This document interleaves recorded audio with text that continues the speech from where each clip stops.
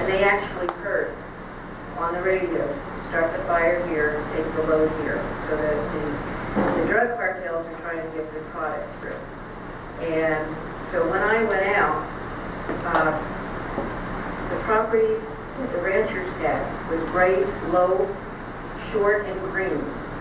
Everything else was black and barren, like a moonscape. So it doesn't make sense to me, unless somebody can explain to me, why would you cut allotments and take the cows off when they're managing the property to allow it to burn and devastate and sterilize the soil? I don't understand what they're doing. And so we're hoping that we can have a bigger role. Utah passed a bill, and we had one this year. The governor vetoed it, but we're going to try again next year. And that's actually giving notice to Forest Service and BLM that it is state lands, and we need to manage our own properties. So we're working on that. Utah has passed that. The governor in Utah has signed it, so we're kind of watching what they're doing. We passed another one of my bills was the Cattle Grower Safe Plan at Save Arizona Forest Environment. It allows the waiver of NEPA, and so that we can get in and salvage and get rid of the down dying and diseased trees. We had another memorial resolution. The memorials and the resolutions actually go to the federal government. And we have some Arizona congressmen that are taking our language from Arizona and writing federal language. So we send the message to the feds, and they write. And hopefully, we can get a Congress that will pass these bills.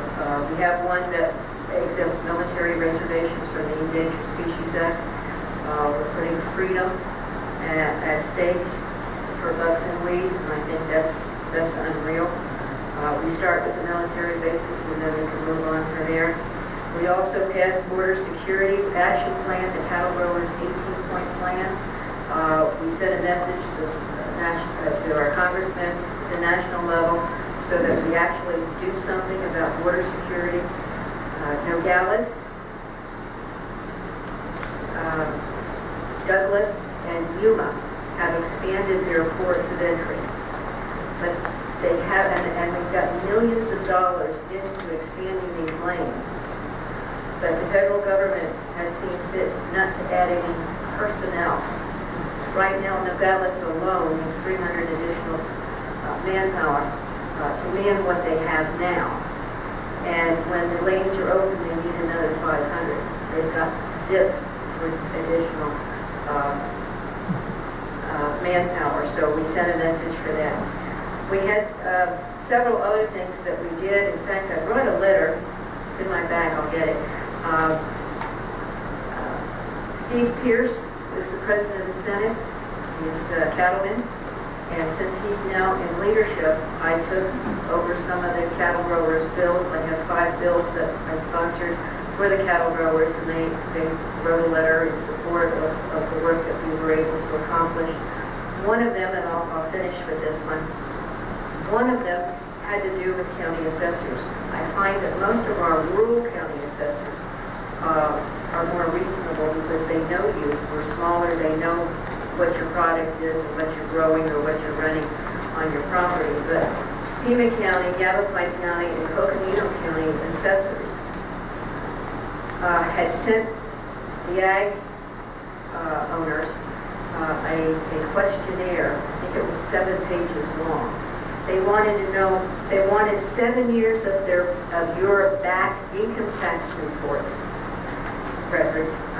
They wanted to know how much money you have in the bank, how much money you have in other investments other than agriculture. And I was invited to an NRCD meeting where they invited the assessor, and there was about 60, 70 people there. I sat next to an elderly couple, and she was just shaken. She was multi-generation owner of ag property. And he shook his finger. I've never met an elected official, regardless of party, so arrogant. He said, "You don't have to fill out my paperwork. Relax, don't worry. don't want to do it, don't do it. You just lose your ag status. So, and then after he spoke, they introduced me, which was interesting because he didn't stick around too much longer. But I thanked him for my invitation, and what clearly was in statute, if it wasn't clear to all the assessors, we could certainly fix that in the next legislative session, which we did. And what you have to do is fill out a one-page affidavit that says, yes, I'm in ag, I'm still in ag, and I am in ag with the expectation to make a profit. Notarize and send it in. My county assessor in Cochise County, Phil Linebecker, I called him and I said, are you doing this? He says, no, but the County Assessors Association is pushing this because our counties can make more money with subdivisions rather than ag. He says, I know my people in ag. He says, if in doubt, I'll go out and take a look. If there's something growing, if there's a cow or a horse, if I have a question, I can pick up the phone and call. And so, and I find that most of the small counties feel on a wonder mountain. You know who they are and they know who you are.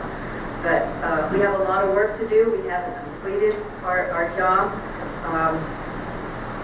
I have been honored to represent my district in the state of Arizona. I look forward to representing you once again. My door is always open. I have cards. The cards that I'm going to pass out tells you a little bit about my platform. I want our border secure. I want to protect jobs and economic stability of our communities. I want to protect property and water rights. That's really my bag. And I want education dollars to get into the classrooms for teachers and students. That's basically my platform, but I'm a big property rights advocate, and I love rural Arizona, and I love our lifestyle. It's a great place to raise children, and I ask for your support.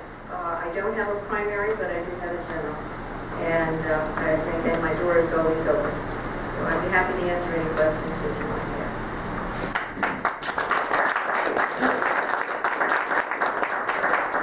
Thank you, and I have signs with me. Thank you very much. Ms. Gale?